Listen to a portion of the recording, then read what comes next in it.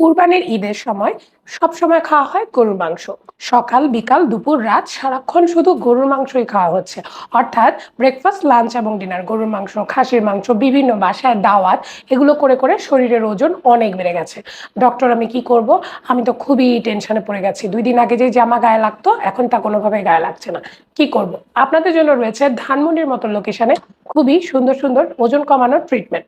Injectable lipolytic যার মাধ্যমে দেখা যায় কয়েক সেকেন্ডের মধ্যে আপনি আপনার শরীরের বিভিন্ন এরিয়ার ফ্যাট কমাতে পারেন। আপনি চাইলে আপনার শুধু এই চিনের ফ্যাট, শুধু গালের ফ্যাট, শুধু হাতের, শুধু পেটের বিভিন্ন নির্দিষ্ট জায়গার ফ্যাট কিন্তু কমাতে পারেন। এই মাধ্যমে সাধারণত লিম্ফেটিক ড্রেনেজের মাধ্যমে আপনার শরীরের যে ফ্যাট তা শরীর থেকে বের হয়ে যায়।